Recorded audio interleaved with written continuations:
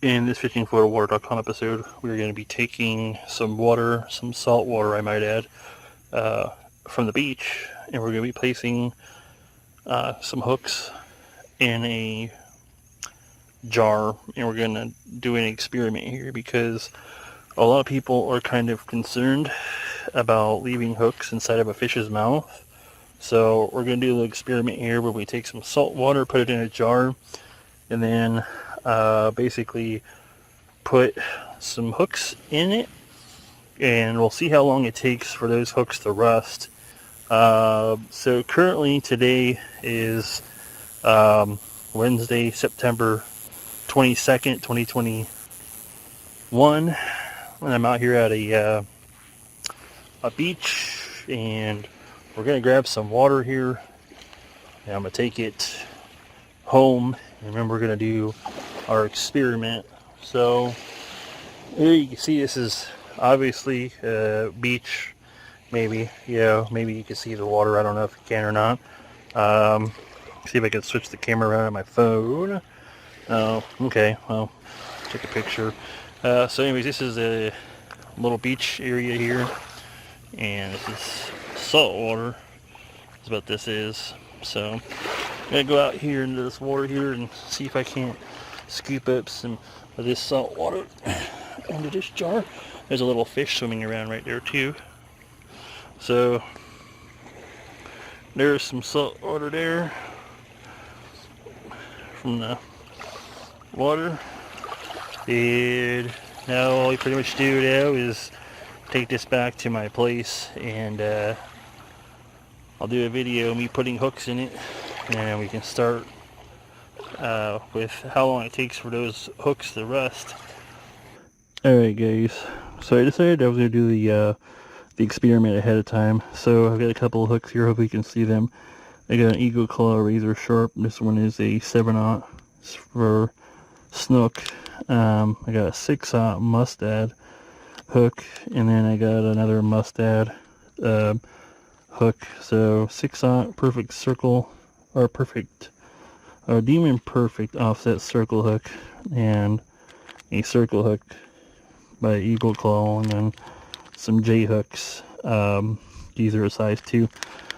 So in here, my bucket for my cast net down there is where my salt water. So I'm just gonna put these here for a second. I'm getting bit up by bugs, so hopefully I put it in this jar in this bucket here, so it wouldn't spill in my car, hopefully. So that's the first hook going in the jar. That one's in the jar. Gonna throw that to the side. This is a Mustad right here. It's a J hook, and throw that one in there as well. And then we'll throw this Mustad 6/0 hook in there as well. I do have some number 4 circle hooks, but they're in my box. I can't reach them right now, but I'll put them in there once I get back to my place.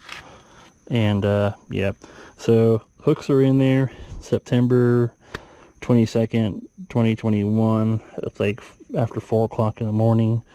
Currently in a saltwater jar. I'll have these outside of my house, and they'll be in sunlight, and I'll update you when they start to rust.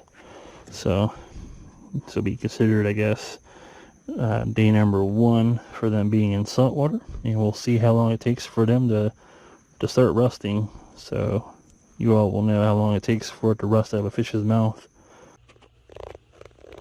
Alright, so it's been about 4 days since this experiment started here with seeing how long it would take for a hook to rust.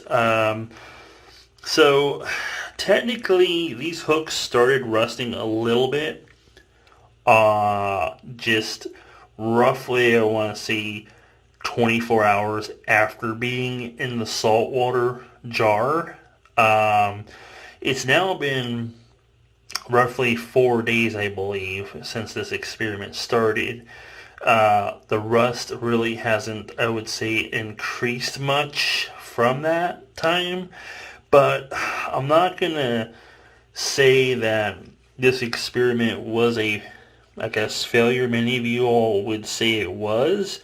But here is my argument with why this experiment didn't go as what I thought it would go. And that is because I don't think I have enough salt water to keep providing fresh salt water to these hooks to keep it fresh salt water.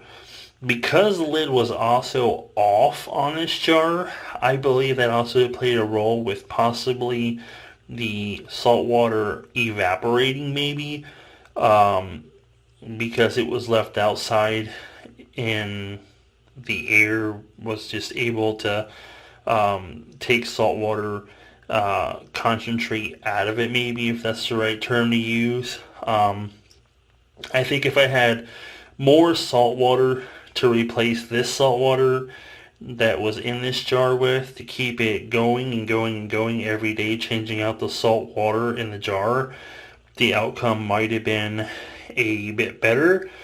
But what I will try to do is, and I don't guarantee that that will work, unfortunately, is maybe my next episode on this type of experiment with hooks is I will try to get more salt water to bring back with me rather than just a single jar, and hopefully sealing it so that the salt water can't evaporate, which is not going to be a guarantee.